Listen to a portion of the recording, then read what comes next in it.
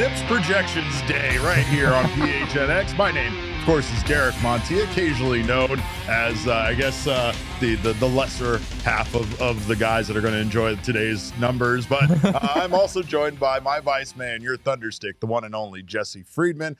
And welcome Jesse, to the PHNX D-backs Nerdcast. The Nerdcast. Everyone. This is the greatest day of the year. Well, and of course, for those of you that might be unfamiliar with what ZiPS is, our pal Dan Szymboski over from Fangraphs has a projection system that is so well known that it is literally on MLB.com's glossary page as far as what ZiPS projections are.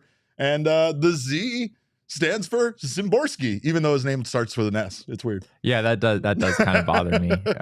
But I mean, you clearly pronounce it with a Z sound. Sound. His name is not Dan Szymboski. Yeah, it's Dan Szymboski. But a big ski to you all, a ski to you, Jesse, ski to you, Damon. And of course, we're excited to take a look at what Damon calls, I think, those bastards over at ZiPS. I don't know. He's very upset about these projection numbers. But of course, Jesse, can you explain to them what we expect to see and why the numbers are what they are? Yeah, so I guess just big picture, if you have no idea what ZiPS projections are or why on earth are we even spending most of an episode talking about this, I get it.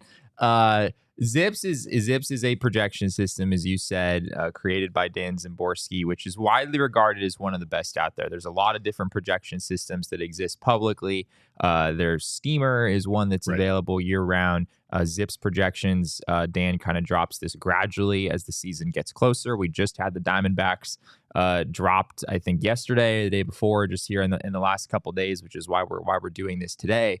But there's a lot of value in this. Behind the scenes, Major League Baseball teams have similar systems that they're using, right? When the Diamondbacks go out and they give Eduardo Rodriguez 4 years and $80 million, if you're going to make that investment, you have to have some kind of in-house proprietary system that tells you that he's going to be worth that money, right?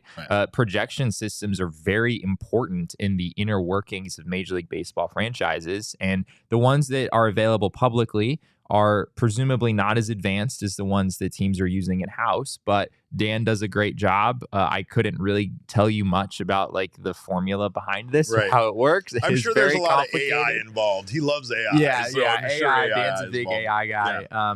But yeah, just think of it as a system that's it's weighting the most recent numbers the players put up most heavily. It's taking into account the trajectory of those players' careers before that, including their performance in the minors, all of the underlying data, the batted ball metrics, all that stuff. Postseason performance is included in this as well. It just puts all this stuff together in an effective way to give us some numbers that are valuable. They're not gospel. This is not like a prediction necessarily, but they give us a good idea of what we can reasonably expect from all of these players going into 2024. Part of it is because baseball just kind of is a statistically driven game, and more so than any other sport, you can forecast 100%. What a player is going to do based on their past performances and maybe how they would factor in. Like you said, it's not gospel. It does not mean that it is 100% correct, but what it does give you an idea, at least, of what you can expect out of a player. Like, they could be worse than that. They could be much better than that. However, it at least gives you a baseline on what to expect out of them. And honestly, it also gives you, I guess, an opportunity to then kind of determine how well they're doing based on those projections. Because if the projections are that someone's going to hit 235 and they're hitting near 300, I mean, obviously, that's good, but you can also see how much better they're doing than you expected them to be. Yeah, absolutely. Yeah, it's a good bar for not necessarily that we're holding players to their projections. We absolutely are. God damn it. But it's a good, especially for especially for minor league players, it's valuable. Like if you have a guy who doesn't have a lot of major league experience, this system has done a lot of this where it sort of takes all of a player's minor league numbers and throws them into this machine and then spits out, what you could reasonably expect from them in the majors based on past performance. So we're going to get into some guys that don't have a lot of major league experience at all. Those are some of the most interesting cases. Another thing that you talk about quite a bit is peripherals and numbers, what expected numbers versus actual numbers. Sure. And I know that a lot of people understand it, but this is, again, why ZiPS is valuable, because a guy can have a great year, but there's information there that tells you sometimes that great year wasn't all a reflection of their personal performance. Sometimes it's a reflection, especially in the game of baseball, of luck and just situational defense, like just lining up and like, for instance, helping a pitcher have better numbers than maybe their stuff actually, says. Yeah. And again, like you said, this is the information in-house that teams look at when, especially someone like Mike Hazen is trying to find a Ryan Thompson from another team, trying to find a guy where even though the numbers aren't great for them, they can take a look at some internal data that tells them otherwise, that maybe this guy can really turn things around. And that's also part of this whole process when you talk about those projections internally. Yeah, so let's get into this, shall we? Let's take a look at the team. Yeah, first, so we'll start just from a team-wide perspective. They have this handy graphic, which is basically just it puts a little number at every position next to the names of players that are expected to play that position. Sometimes there'll be a few names if there's multiple guys expected to get playing time. But you can see it right here. This is the Diamondbacks sort of team-wide projection system. All the numbers are wins above replacement numbers, which most people are probably familiar with. It's hard to be a baseball fan and not get slapped in the face by wins above replacement at some point. Correct. You're going to be dragged, maybe kicking and screaming into it at some time or another. But yeah, I guess the place I'll start here, just to give a general guide for people who are less familiar. A role player would be somewhere in the 1 to 2 WAR range. A good solid starter somewhere in the 2 to 3 WAR range. Once you're up into the 4 to 5s, you're talking about a potential all-star type player. And anything above 5, I mean, that's like superstar, approaching MVP territory at that point. So for people who don't know, looking at this, those are some ideas to just kind of have in your head. So the image that we're looking at, for those of you listening on the audio side, does show the position players, the starters and relievers, and it kind of goes around the diamond.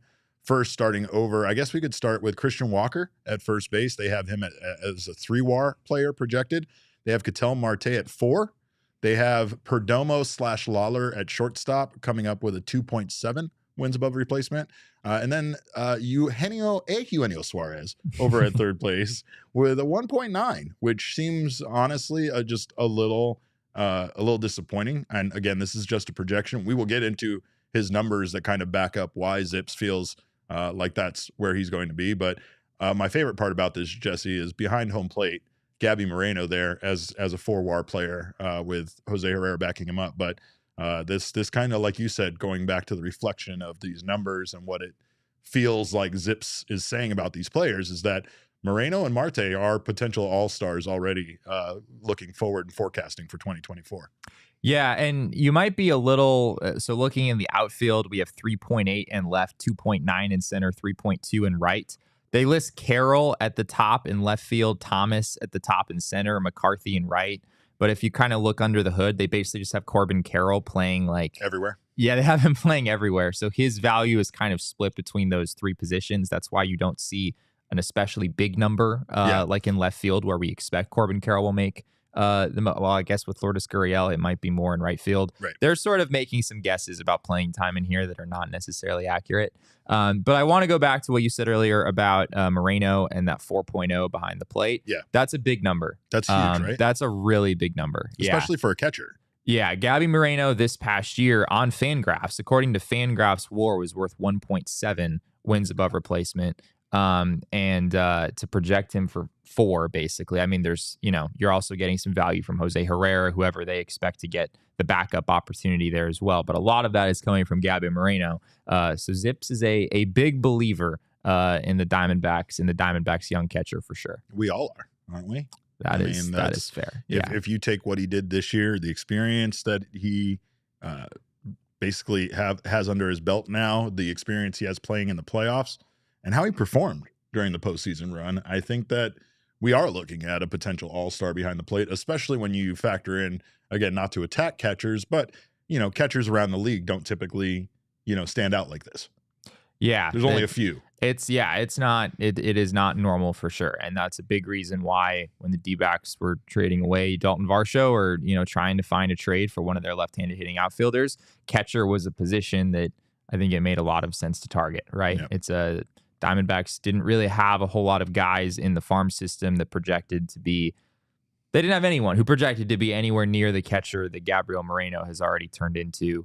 He's certainly one of the most exciting players on this team in 2024. And that's what makes that trade, going back to it, just so impressive, especially now that they are able to keep Lourdes here in the organization, right? But yeah, I mean, for the Diamondbacks, it really doesn't matter because their outfield is so talented that the loss of Dalton Varsho really doesn't impact them nearly as much as the gain of Gabriel Moreno alone, But I mean, again, you factor in how he matured, how he came along, the big hits again that he had during that amazing postseason run.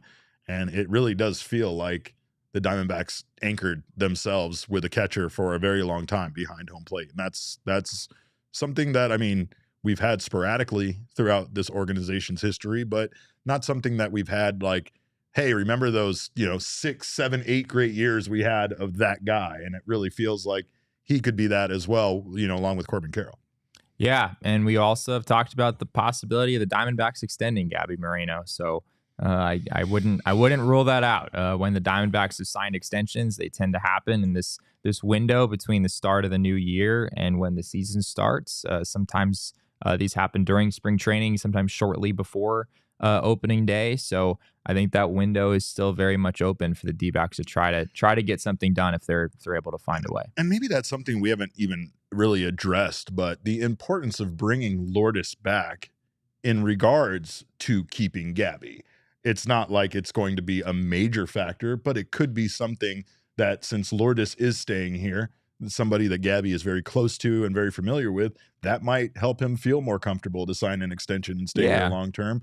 Or just in general, I mean, maybe a little bit down the road. I think that Lourdes' deal will be expired by the time Gabby would hit free agency. But I'm anyway, saying, like, you want to get that contract extension done as soon as possible. You're taking care of my good friend, then maybe I'll let you take care of me too. I guess that kind of idea. And it's also the fact that the team is taking care of these guys that helped get them there, right? So I mean, that's something that when you see that reciprocation, when you see the team and the organization giving back to you and awarding you with those contracts, or awarding your brothers, your teammates with those contracts, it's something that you want to be a part of instead of kind of thinking of what your next move is going to be in your career potentially. But let's take a look at that ZiPS projection for the WAR again and look at some of the pitchers in regards to the bullpen and the starters. Ski to you, Kevin. Glad you're here. Starters here. You got Zach Gallen at the top of the mountain with a 3.7 WAR. Interestingly enough, you got Merrill Kelly, here at 2.7, and then Eduardo Rodriguez at 3.1. They are projecting Eduardo Rodriguez to have a very, very good season next year. Yeah, they really are. And that's something that Dan writes like a little blurb about each team when he releases the ZiPS projections. And that's one thing he mentioned, is that the projection for Eduardo Rodriguez is very strong moving forward. And he specifically went out of his way to draw a comparison between Rodriguez and Madison Bumgarner back when that deal was signed. And he talked about how Rodriguez, his projections are much better now than the projections were for Madison Bumgarner, back in the day. So yeah, that's a promising sign. 3.1, projecting Erod for a 3.1 WAR season. That is a very favorable projection. Projection systems have never really seemed to like Merrill Kelly all that much, which in some ways is understandable. Like, the season he had this past year, he did still outperform his peripherals. He's done that back-to-back seasons now, so maybe you feel like that's something he can just do every year. But yeah, I mean, with those three guys at the top, with Brandon Pfaadt projected for 2.1, which is lower, but still indicative of a solid major league starter. And then you've got Ryan Nelson and Tommy Henry, 1.1 and 0.6 at the bottom there. Those guys, part of that is just playing time. Who are you giving those innings to? I think they're giving more of the innings to Ryan Nelson here than Tommy Henry. Sure. But as your number 5 starter, those are totally fine numbers to have in that number 5 slot. The starting rotation as a whole, this is as good as I've seen for the Diamondbacks in quite some time. Meanwhile, on the other side, the relievers actually have a lower projected WAR than they did to start last season. As a whole, they are giving my bullpen, and I say my bullpen because these are my guys, 2.6, a 2.6 total WAR for the entire bullpen, or WAR. Oh, I don't know. I like to say it funny just because it's not WAR. We'll say WAR. Relievers, though. I don't like this, Jesse. I don't like this. I believe in Paul Sewald, Kevin Ginkel, Miguel Castro, and a lot of these guys more than them being worse than they were to start last season. But the projections aren't always correct. So yeah, I mean, projecting relievers is kind of dumb, honestly. Like, and we're not going to dwell too much on relievers at this point because they're so volatile. I mean, one really bad game can skew things in a very negative direction. But yeah, if you look at this same graphic from prior to the 2023 season, the Diamondbacks bullpen as a whole was projected for 3.6 WAR as opposed to 2.6 in this year's projection. No, And no, I wouldn't really. Tea time. I wouldn't. Tea time. Yeah. Tea time out there. They have Ryan Thompson projected for an ERA just over 4. Hate it. And yeah, I mean, I think Mark Melancon last year maybe still had a somewhat favorable projection. Obviously, he wound up not pitching at all the entire season due to the injury. So yeah, I wouldn't really put too much stock into that, although it is, I mean, this Diamondbacks bullpen is clearly better than the one they had at the start of start of 2023. So, it's just kind of funny to see the numbers come out that way. Well, and again, it's a computer, and computers can be dumb sometimes, and they don't know what they're talking about. Not Dan Szymborski's computer, Derek. Mr. Sparkle says, where's JD Martinez? JD Martinez, soon. We'll get JD Martinez here soon. There's a little chat about best catchers, or if we've ever had a franchise catcher before. And yeah, I agree with Chris about Miguel Montero, but I mean, there's Chris Iannetta. There have been some decent stopgaps. Decent catchers in this team's history, but absolutely none have the potential to be a franchise catcher the way that Gabby is in position to right now at this point. And Elise says it feels like we just have had mid to below average catchers, especially offensively, more often than not, which is why I would be all for a Gabby extension. And I think we all would at this point. I don't need to see any more. I think the way he performed again in the postseason, it's just, he performed like a guy that's been doing this for 10 years. You know what I mean? Like he was fearless out there, and he's bat flipping against the Dodgers and hitting dingers and, doing all the stuff that he did. I've seen enough to believe 100% in this guy and put all of my confidence behind him going forward. But what we will look at, because surprisingly enough, we are not going to look at Gabby's numbers because they are projected basically to be the same as they were last season. Yeah, which is honestly weird for me. Like, they're projecting 4 wins above replacement from the catching position, and yet they're expecting Gabby to have basically an identical offensive season in 2024 as he had in 2023. Which he started a lot of games, so it's not like he's going to start less or more games this year or have more of an important role. It's not really a playing time thing. So I don't really know how to make sense of that exactly. No, but not at all. We will look at some other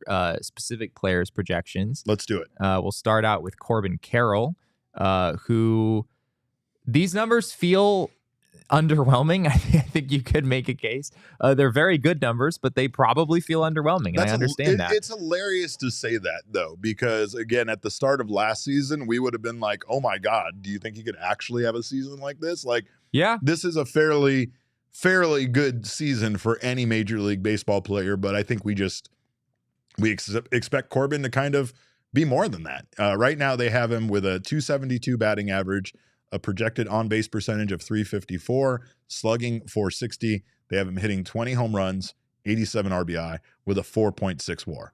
And I mean, all of that sounds great. Yeah. What's disappointing there to you? Not having more home runs, not having more RBI? or not having like a better like batting average? He was just a slightly better player than that across the board last year. So you're looking for an improvement rather than a regression. Yeah, well, or expecting it. Yeah, I mean, I think I understand. Like, I don't know if I would personally say that I think Corbin Carroll will be worse in 2024 than 2023. But if you look at some of the underlying numbers, like he did outperform his expected stats by a decent margin. He also, according to a base running metric over at Fangraphs, he had like the most valuable base running season in Major League history. And I mean, I don't really expect him to get slower, but I guess some people would be. It. Yeah, I guess he would be like, okay, you're probably not going to do that twice in a row. That's fair. Which I think is I understand where people are coming from there, but and part of it is that that there's more information available on him now than there was previously. Like, not only are we talking about Corbin Carroll being a rookie, but we've also said this in the past quite a few times. He moved through the minor league organization very fast, and it does limit the amount of information, intel that people have on you as a player. And there will be everybody will be scouting Corbin Carroll better next year because they know once they're playing the Diamondbacks that that's the big offensive threat. So he is going to be game planned around more. But the thing about Carroll is, do you really want to walk him? Do you really want to pitch around him and then put him on base and now have him on base as that on base threat? So like he is a little different as far as having that scouting report and trying to do something against him, because you're not exactly going to pitch around him just to get him on base and have that, that base running threat out there. Yeah, that certainly is not the solution with Corbin Carroll. No. Yeah, I mean, he had an interesting rookie season. It was not as if Corbin Carroll was the same player throughout the year. Sure. I think it's important to point that out. He, between the start of the season and mid-June, when the Diamondbacks were on top of the world, Corbin Carroll was arguably the best player in baseball. If you go back over 300, right? Yeah, if you go back to the MVP chants days, right? Those MVP chants were not hyperbolic. Like that's legitimately the kind of season he was having. If you look at the wins above replacement leaderboard for June 13th, Corbin Carroll led all major league position players in wins above replacement as of June 13th, which is also a day where the Diamondbacks had the best record in the National League. He was a really big reason that happened. But then from that point through mid-late August, Corbin Carroll had a sub 700 OPS. There was this period of time connected somewhat to the shoulder stuff that happened, which we touched on a little bit yesterday, where he was just not as good of a hitter, and he struggled a little bit. It kind of seemed like hitters were figuring him out a little bit. It seemed also pitchers were figuring him out, not hitters. It seemed like it wasn't like the injury was multiple things, because not only was the injury an injury where then you have to be worried about potentially aggravating it again or having it become worse, right? You also have the fact that it seemed like he changed his mechanics during that time due to that injury. Right. So now you weren't seeing him do the one-handed swing or follow through as often.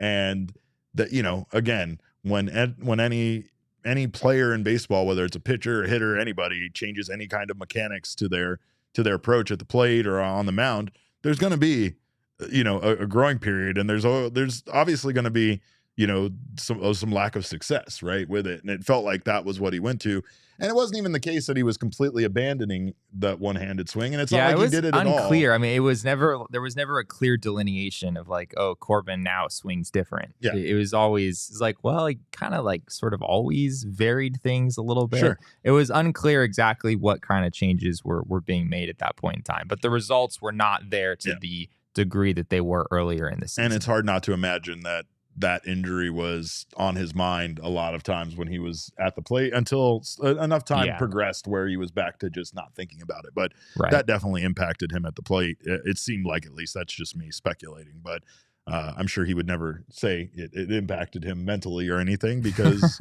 he's always ready to go out there and game. But Corbin Carroll, it's weird because he is projected to have the highest WAR on this team, even higher than Gabriel Moreno. So, I mean, it's still very good. The outlook is still very good. He had a 6 WAR season last year. Yeah. So, 4.6 is on the low end, but there could be some regression there. I wouldn't say that's impossible. I don't think it's a crazy prediction, or a projection, but I would probably take the over on that if I was to pick right now. Another player that ZiPS likes quite a bit is Ketel Marte. We talked about him when we showed that image earlier, but let's take a look at Ketel Marte's projected stats for 2024. ZiPS has him with a 279 average, a 353 OBP, and a 473 slugging percentage, hitting 19 home runs, 72 RBI, and 3.6 WAR. What do you think? It's pretty good. It's pretty good. I mean, very similar to his numbers from 2023 /276, 358, 485. I mean, very similar across the board. I'm starting to think this ZiPS is bullshit. Well, they're just copying and pasting. This one's also similar to last year. What are you just copying and pasting ZiPS? What are you doing? Just like varying the numbers by like 6 points each or something. I promise it's a scientific process. But yeah, I mean, this was interesting to me that they were projecting Ketel to have a very similar season because he hasn't been the most consistent on a year-to-year basis. 2019 got MVP votes, was outstanding. 2020, obviously the weird pandemic year.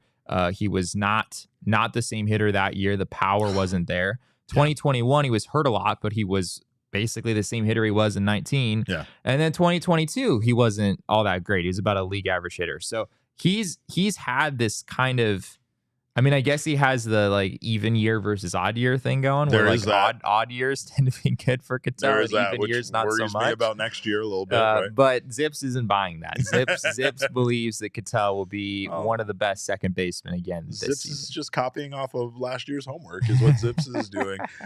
One thing I'll say about Ketel during that weird pandemic year is I've never seen somebody like, it seems like Ketel is powered by fans the same way that like Superman is powered by our yellow sun. Like I felt like he just wilted away without the adulation of fans out there. It just wasn't the same Ketel. Fair, you know, he didn't look like he was having as much fun, but obviously there were probably injury things and other things going on around then. But it'd be like us doing the show without Damon here watching over us every day. I mean, what would be the point? Whenever Jacob comes and produces, I don't care. Yeah, right. I don't feel like putting in like effort. when Jacob produces our show. Yeah, it doesn't. It's like I'm in front of a stadium of thousands, but there's nobody there. It's empty as hell. All right. Well, when we talk about the projections copying last year's numbers, one guy that they didn't seem to do that with, one guy that they think is going to have a down year, is one of the newest Arizona Diamondbacks, Eugenio Suarez. They have his numbers projected to be essentially one of his worst seasons of his career right now. They have him with a 227 batting average, a 319 on base percentage, 403 slugging, still hitting 22 home runs, 75 RBI with a 2 WAR. Yeah, it's not great. I mean, I think this is sort of similar to 2023. Honestly, I mean, in 2023 /232, 323, 391 with Seattle, there's a bit of a park difference there. Seattle is obviously a really hard place to hit. Yeah. But yeah, they're not projecting Eugenio Suarez to bounce back. They're kind of projecting him to continue on a slow downward trajectory as he continues to age. The strikeouts are obviously kind of extreme for him, and I imagine that was part of this. I was going to say, is it just safe? Are these projections typically just on the conservative side of things? So it's like if they're just always in the middle, like they're just they tend to be kind of boring. Like they're never. If a player was just really really good, they're gonna be like, all right, he's not that good. If a player was just really had a down year, they're gonna be like, all right, he's not that bad. So what you're telling me, Jesse Friedman, is that ZiPS projections are the Jesse Friedmans of projections. Yeah, I mean, I think that's fair. Is that what we're telling? I mean, I think all projections kind of work that way. But yes, they do sort of follow a Jesse Friedman line of thinking. Even then, he wasn't willing to give you a blanket statement. Right? He was like, well, all projections hold on. are pretty similar. Let's pump our brakes on calling it the Jesse Friedman of comparison systems. But yeah, okay. Again, I think that does set a little bit of a low bar for Suarez to clear, but I do think Gino is going to be better than that. And I also think that he's going to be better than whatever option they would have had at third base. 100%. Regardless. 100%. So I don't care if they want to just give him that little credit. I think the being here at Chase Field, I think playing it on this team, being competitive, and maybe just a change of scenery, sometimes that gets guys amped. And considering what a clubhouse guy they've talked to him about him being and things like that. I think these projections are going to go the other way. I think he's going to have a better season than he had last year, especially playing. I mean, come on, you get him with Torey Lovullo. That's going to be there's going to be some F-bombs dropped. It's going to be a fire conversation. But I think that some of the regression here for Suarez is on defense. I think that's an important thing to point out. Okay, he was over a 3-WAR player on Fangraphs this past season, which is quite good. But a lot of that is because he had like this career year defensively. His defensive metrics were really good this past season. Didn't he play? He played 162 games. And he played 162 games. Yeah. Like sometimes that's just going to give you the advantage to have a higher like WAR sometimes, especially if you are performing. I think they do. I think in this projection, they do have him playing. I don't think it's 162, but they do have him taking a lot of plate appearances. So they are kind of factoring that in a little bit. But yeah, the reason that the WAR ticks down here, offense very similar to what he was in 2023, but the defense is what they have kind of taking a step back. Cable in the chat actually has a really good question. Fast forward to 2025, would you pick up his option if he did in fact live up to these projections?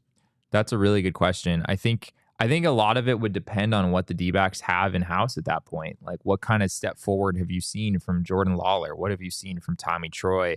What have you seen from Ivan Melendez? Great point. If you don't have someone else waiting in the wings to take that spot, maybe you are okay kind of overpaying a little bit. I think it's a $15 million club option, which is a lot for, like a league average hitter and defender at third, but it's kind of hard to find good third basemen in baseball right now. There's just not a lot of them. And, even finding a league average guy, as we said earlier, that's a pretty big upgrade over what the Diamondbacks had in 2023. Especially after he helps contribute to next year's team winning a World Series. Right, 100%. Yeah, you won't want to break up the World Series winning team. So clearly they might as well pick up the option right now, right, Derek?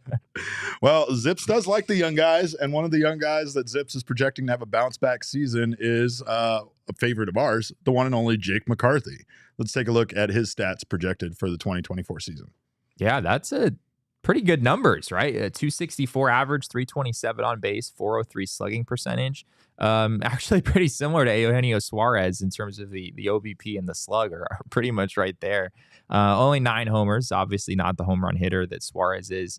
56 RBI here, 1.8 wins above replacement. This would be a big bounce back for Jake McCarthy. And again, it's kind of how these systems work. If a guy has a extreme down year, which is sort of what 2023 was for McCarthy, they're going to see that probably bouncing back. And this is an even bigger bounce back than I probably would have expected. This is Jake McCarthy being about a league average hitter. And, I think it's well documented what he brings on the bases, and he's a pretty decent corner outfielder as well. So this would be a really positive outcome for the Diamondbacks. He's also just a great dude.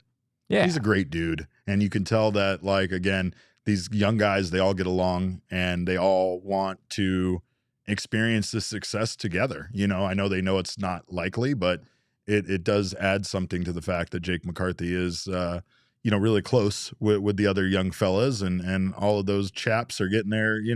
They're coming into their own. They have another guy that they have having a great season next year is Alek Thomas. Yeah. They have Alek Thomas here projected to be slashing 258, 310, 411 with 12 home runs, 63 RBI, and a 2.2 WAR. I think that his defense might make that WAR even higher next season because we've already seen what he can do. And I feel like Alek Thomas is just continuing to get better defensively as time goes on. Yeah, I mean, at first glance, this might not look like a huge improvement offensively, but it really is. I mean, Alek Thomas hit 230, 273, 374 last year. Yeah. He's had a 75 OPS plus on the dot in both of his first 2 years in the majors. This is an OPS plus of 97. That's a really big increase. I mean, if Alek Thomas gets to a point where he is a league average hitter and also one of the best defensive center fielders in the game, I agree with you. 2.2 might be a little on the low side for Alek Thomas. I feel like that is based more on the offense and not really factoring in his defense being what we know he can achieve and what we've seen out of him. But yeah, this is all very, very good news. And these projections, like we joked about, all the numbers looking very similar to last year, but for Alek Thomas and Jake McCarthy to take this leap forward offensively and contributing this much, these are all very good things for this team in 2024, because those are the guys that they need doing it. You know, they have very talented players in house that unfortunately at times can't always contribute on both sides of the ball. But if they can get that out of them, then that really does. I mean, it changes the need for the Diamondbacks to add that much more this offseason as far as, you know, free agents or through trades. Yeah, absolutely. And I do think with Alek Thomas, it'll be interesting to see how much opportunity he gets against left-handed pitching. I imagine built into this projection, they probably have him not starting all that much against lefties, which is maybe part of the reason why these numbers are ticking up. But yeah, I mean, if Alek can get to a point where he is, you know, not hurting you offensively and, you know, what he is in center field, that's a pretty valuable major league player. We saw it during the playoffs. We saw it during the playoffs where there was no need any longer to platoon Alek Thomas. And I mean, I know he didn't always have the best. I know, but no, whatever. He was 2 for 14 or something like that against lefties in the playoffs. I don't know if that changed my mind a whole lot. I'm taking it. But yeah, there was also this sense in the playoffs of like, do we really want anyone other than Alek Thomas playing center field in the most important games of our season? Nope. No, like we don't, you know, maybe he's not going to give you anything offensively in those games. In that situation with the stakes that high, that was a sacrifice that, you know, you felt like you were probably willing to make. The last offensive player we're going to take a look at is another very encouraging projection for a young guy that we're hoping to see this exact type of performance out of next year, but that is Jordan Lawlar. Let's take a look at his projections. Yeah, this is fascinating. It's one of those players like I was talking about earlier where the sample in the majors is so small. It's interesting to kind of know what the computer has to say about Jordan Lawlar in 2024.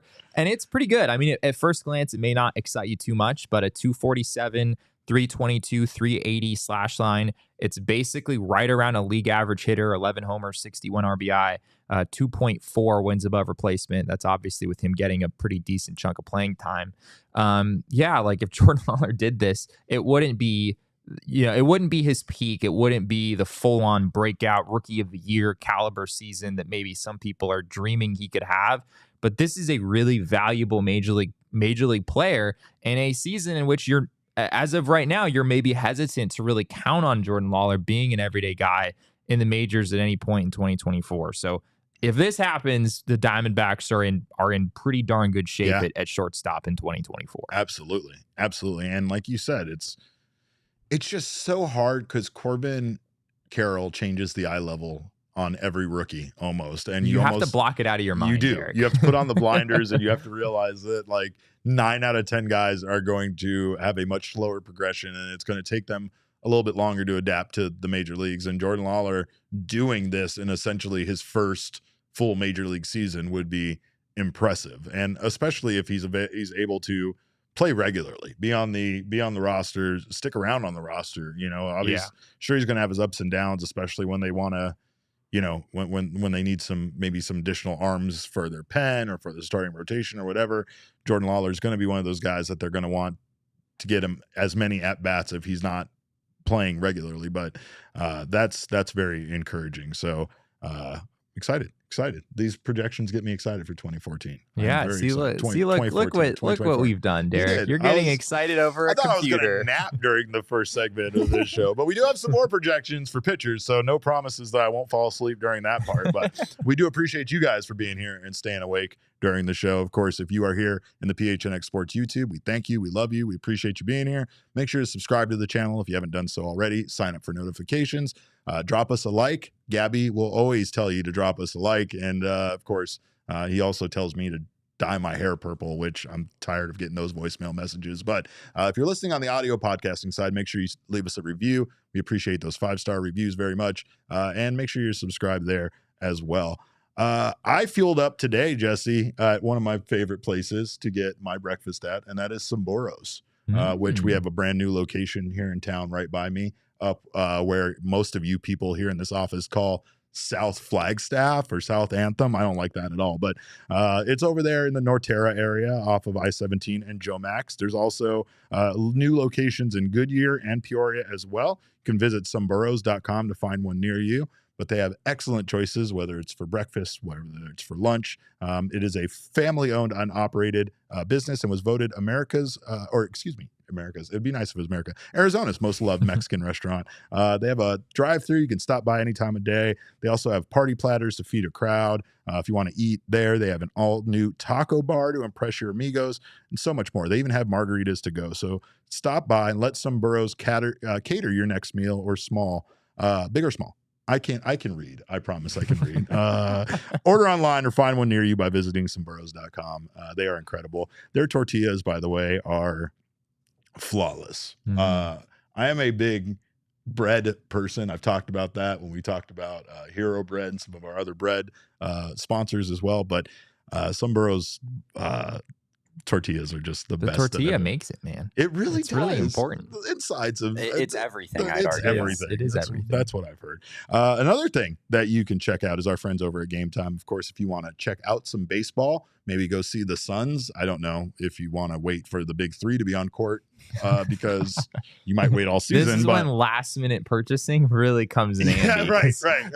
You can't buy Suns tickets far in advance. Who's injured? That's an who's irresponsible healthy? decision. And it might be a Game Time decision whether or not those guys are available or playing. But if it is a Game Time decision, you can get your tickets through Game Time. It is the place for last-minute ticket deals. It's the fastest-growing ticketing app in the country for a reason. And, of course, those tickets, they make great gifts anytime, by the way. They make great time to take your friends out for a game. And also, if you have FOMO, just go yourself. I had a friend go to a concert for the first time by herself, and she had the best time going to a concert by herself. Her husband couldn't make it, and she just decided to go. I was like, what kind of lunatic goes to a concert by herself? And instead, she just had the best time. So, forget, even if you can't find somebody to go with, just go by yourself. Snag the tickets without the stress with Game Time. Download the app today. Create an account and use code PHNX for $20 off your first purchase. Terms to apply. Again, create an account and redeem code PHNX for $20 off.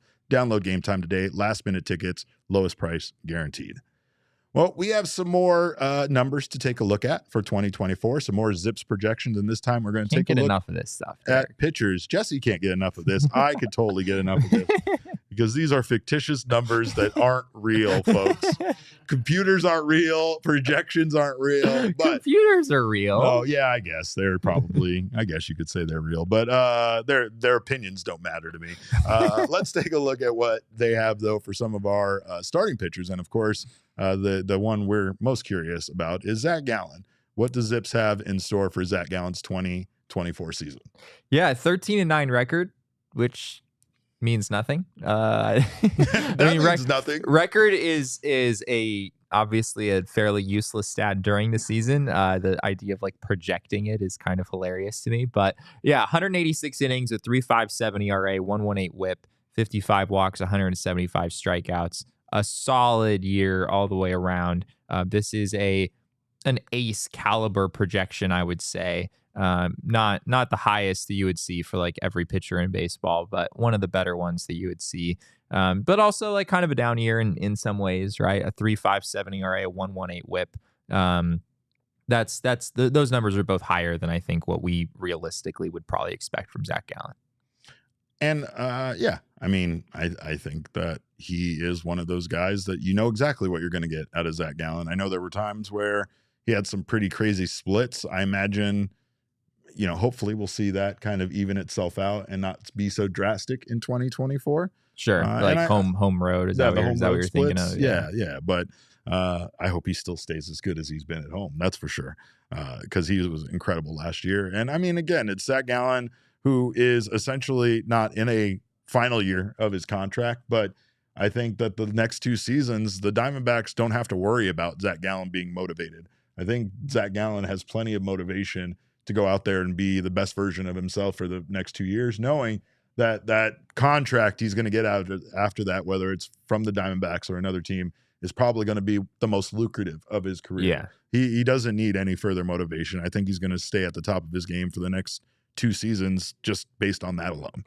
Yeah, we've talked a little about his season. We did a deep dive on Gallen and kind of how he can win the Cy Young Award potentially next year, or this year, what it would sort of take for him to take that next step. He had a bit of an uneven season in that it kind of looked like he was going to win the Cy Young Award as of August, like mid-August. His last 6 weeks or so were not what he hoped it would be.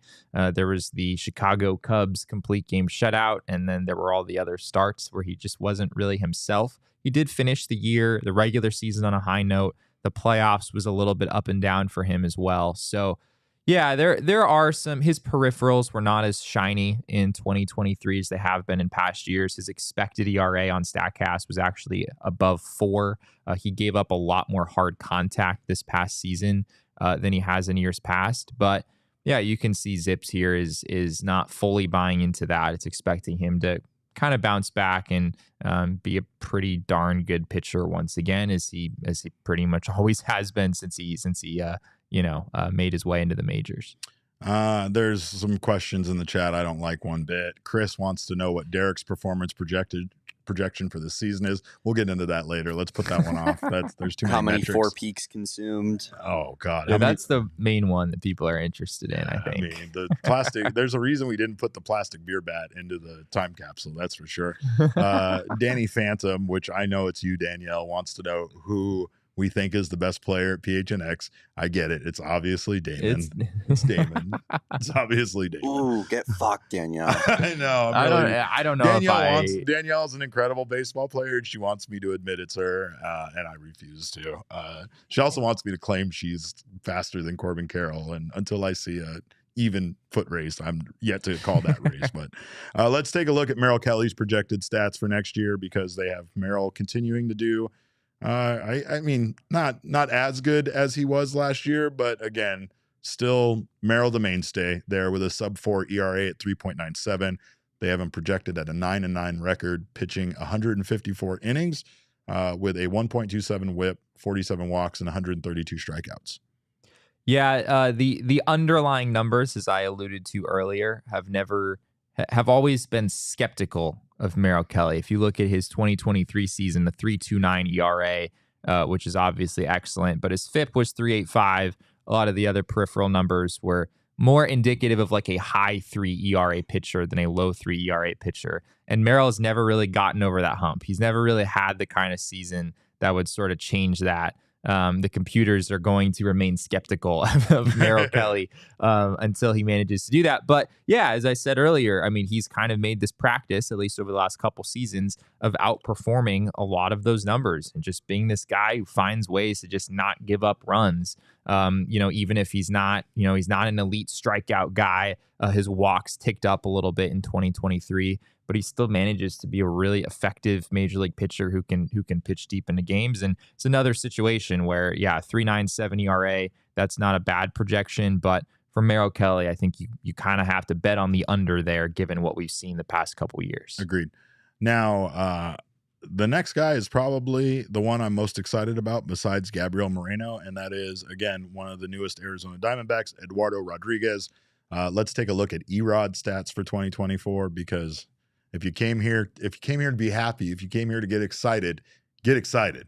They have Erod going 11-8 with 138 innings pitched, which might be a little bit on the low end, a 3.65 ERA, 1.3 WHIP, breaking ball 43, walks 43. I cannot read today. Yeah, that's what my brain's BB broken. Stands for breaking ball. I just keep thinking about the David Ortiz thing that we have to talk about later, but there are 135 strikeouts and 43 walks, yeah, is what I meant there. Base on balls is what BB stands for. But yeah, I mean, aside from the innings pitched, which does seem a little low for him having an 11-8 record. I mean, I know that doesn't really matter or factor in. I think that the computer, once again, is taking into consideration that he had that time off and didn't have that many innings pitched last season, which most likely isn't going to be the case. But those are some numbers to get very excited about, with them projecting to Eduardo Rodriguez to essentially be the number 2 pitcher in the starting rotation. The computer thinks that Erod is good, Derek. Yes. The computer thinks that Erod is good. And at the end of the day, that's all that matters on January 4th. This is the computer thinks that Erod is going to be good. I touched on it a little bit earlier, that the projections here are much more favorable than they were with Mad Bum a few years back. And yeah, as far as the inning count is concerned, I think a lot of that has to do, as you alluded to, with his 2022 season, where he stepped away from the team for a couple months, only threw 91 innings in total in 2022. ZiPS is going to look at that and see that as some sort of an injury, or, it's not going to understand the context of that situation. And that's why it's only projecting for 130 computers don't understand innings. Human emotions. That's why they're computers. Yeah, Dan's still working on that. Yeah, pretty soon, ZiPS will understand the inner workings of the human mind and factor that in and everything. But we're not quite there yet. ZiPS has 4 starting pitchers in the Diamondbacks rotation with a sub-4 ERA. Yeah. And another one of those guys is Brandon Pfaadt, whose numbers look very, very much like Merrill Kelly's here. He has a 9-9 record with 147 in the third innings pitched, a 3.97 ERA, just like Kelly, a 1.21 whip, 36 walks, 143 strikeouts. It's pretty good. I like it. Yeah, the computer also thinks that Brandon Pfaadt is good. And as I said Computer's earlier, right about that. It does know about Brandon Pfaadt, his postseason performance. Mm-hmm. It is aware of what happened over those 22 innings. Oh yeah, the computer knows. It knows all about it. Yeah. And yeah, this is why we listen to the computer, Derek, because this past season, Brandon Pfaadt had a 5.72 ERA, and the computer looks in his eyes and sees a much better pitcher than that going into 2024. I don't know. I bet the computer still pronounces it Louisville. Just saying. I do remember. So Brandon Pfaadt's ZiPS last season was also quite favorable. And I think Dan had a blurb in his story about the D-backs ZiPS where he talked about wondering if Brandon Pfaadt's family had hijacked the ZiPS system or something and somehow messed with things. But that's what happens when you put up the kind of numbers that Brandon Pfaadt did in AA and AAA, two very hitter-friendly environments. That's why the computer loves Brandon Pfaadt so much. And we saw toward the end of last season, in the second half in the regular season, plus the playoffs, how effective he can be when things kind of come together. And 3.97. If you get a 3.97 ERA from Brandon Pfaadt in 2024, that is huge. And I'm not sure it would just be over 147 innings or whatever we have here. He's a guy who's been durable in the past. If he's pitching effectively, I think he could probably be in the 170, 180 range by the end of the season. And that would obviously, there's a ton of value there, especially in your number 4 rotation spot. The D-backs are one of not that many teams. Once we have all the ZiPS, I'll go through and look, but not that many teams are going to have 4 starting pitchers, as you said, with sub 4 ERA projections. That's pretty impressive. And again, that's something that when we talk about how the bullpen evolved during the season last year, that's something that the Diamondbacks at one point only seemed to have 2 starting pitchers last season, to now have 4 guys in the starting rotation that you can almost immediately pencil in with a competition for the 5th spot. Yeah. That makes me feel like the starting rotation is much different from what what the Diamondbacks started out with last year. And again, remember my purple hair? They were very good in April, right? They still managed to win a lot of games, even though they had, Madison Bumgarner making a few starts in there, and they had, a real lack of a real lack of personnel to fill some of those holes that they had in their starting rotation.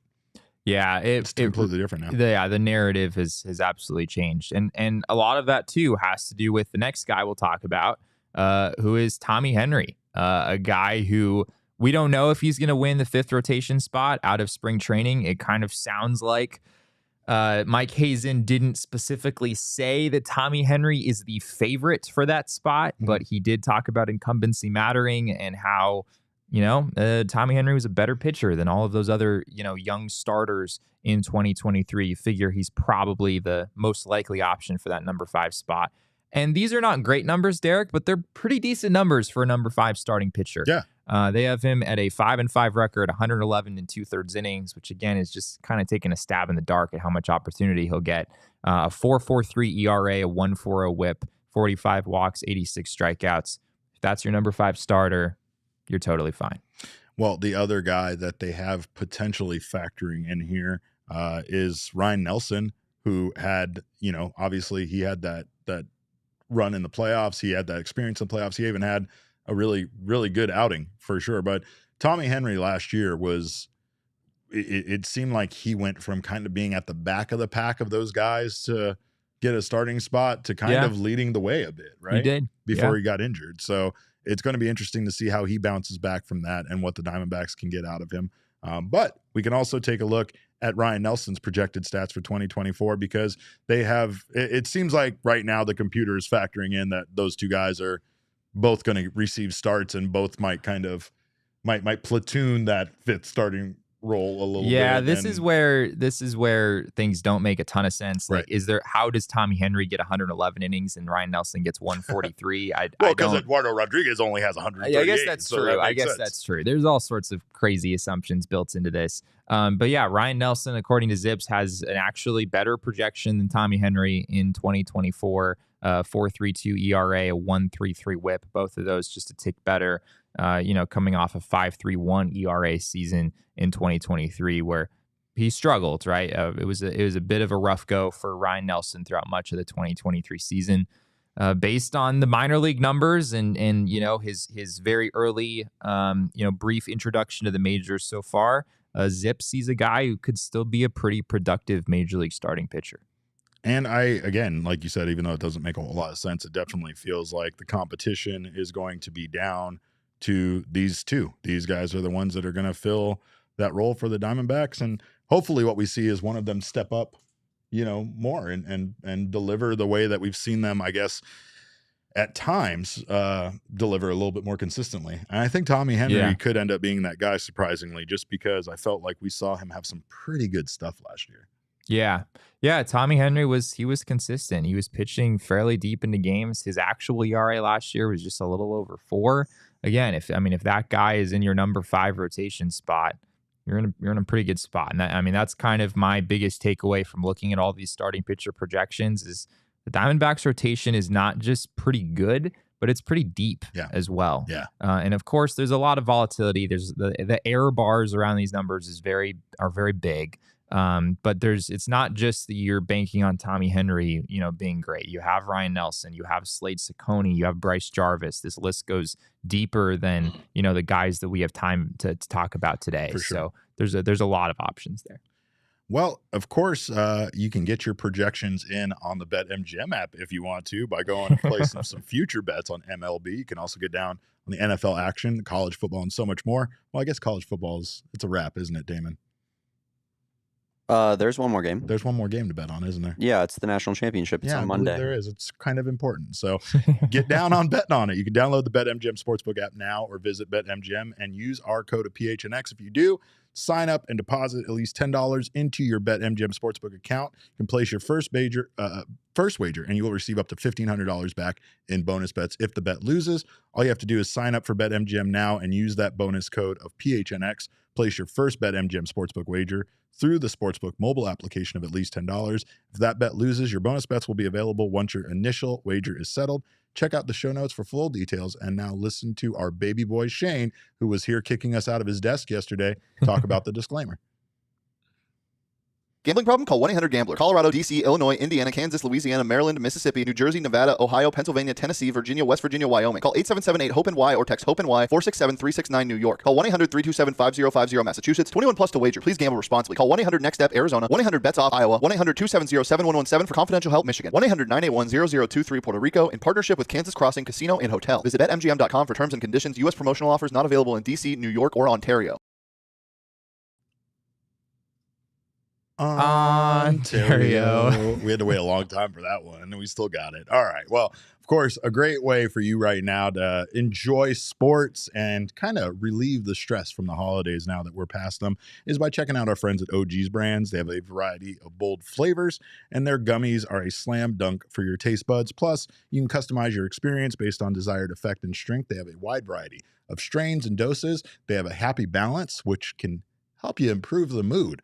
You can also get down on their sleep edition gummies and so much more. Right now, check out the classics like the fruits and creams, mouth-watering Pegs, raspberry orange RSO, and so much more. To learn more about OG's gummies and where you can find them, head on over to ogsbrands.com. And if you're embarrassed to ask questions or look things up, I'll be your weed Sherpa. Hit me up on Twitter and I will happily direct you for whatever your needs are when it comes to checking out OG's brands and their wonderful products. We also appreciate you guys for being PHNX diehards. Those of you that already are, if you're not, join the family. Come over to gophnx.com, get down on a membership. You will get Jesse's newsletter and you will get so much more, including a free t-shirt from the phnxlocker.com. You'll get a wonderful little membership kit sent out to you. You get access to some amazing discounts, as well as our Discord, which is the best place to be an Arizona sports fan. And we're also going to be bringing you some great diehard only content this year. So make sure to sign up so you don't miss out on anything we have to offer. In the chat, I think there was a question from Chris Melton who wanted to know if Jesse was a computer. And I'm not sure if you guys missed this, but just to cover it, we did make a short about it with Dan Szymborski's AI and everything going crazy. Here is actually a proclamation I made, or I guess you could say me owning up to the fact that this man isn't real. Sports Illustrated has been accused of using AI-generated content on their website. I might have a confession to make myself. For Meetings with the Mayor, I'm your mayor PHNX, occasionally known as Derek Montilla. On Monday, an article from Futurism.com dropped alleging that Sports Illustrated has not only been using fake AI-generated writer profiles, but fake AI-generated images for those writers. In an effort to get out ahead of this and any allegations towards PHNX, I want to here and now admit that we have in fact been using AI-generated content. My co-host, Jesse Friedman, is an AI-generated person. He is merely a digital model created by Jacob Franklin and his production team. All of his articles were written by ChatGPT, and every single one of his tweets were written by me. And I hope that we can regain your trust. I also hope this explains his robotic responses and his lack of empathy about the Paul Goldschmidt trade. I hope that explains everything. I hope that clears things up. We did have one more thing we did want to talk about, by the way, which was just kind of funny. Went around the baseball world. I appreciate it as a parent and, of course, also as a baseball lover. But David Ortiz welcomed the gender reveal of his fourth child by whiffing on a pitch thrown to him during the gender reveal party. I think we have the clip. Yeah, here he is. You can't. You can't do that. So just to be clear, he did not make contact. He did not make contact. He swung and missed. But they had like a cannon device. It seemed like there were cannon devices, yes, that were then shot off, revealing that the gender of his fourth child is a baby boy. So congratulations to Big Papi and his family. He definitely earns that name, Big Papi, with having his fourth child at 48 years old. But I will say this. You can't expect David Ortiz to hit a first pitch breaking ball or off-speed pitch in this situation. There's a lot of pressure there, right? You're expecting him just to make contact. Like, we know how hard it is to hit a baseball with a bat. We've talked to you about it constantly. Not to mention that just to appease Jesse, we dug into the numbers a little bit. And in his last season as a baseball player, David Ortiz indeed did have a 26.9% swing and miss on first pitch breaking pitches in 2016. He also had a 22.2% swing and miss rate on the first pitch for off-speed pitches in 2016. I mean, that was definitely not a fastball. That was an off-speed. That was off-speed or breaking. This was sure. an off-speed. It was definitely an off-speed pitch or breaking pitch of some sort.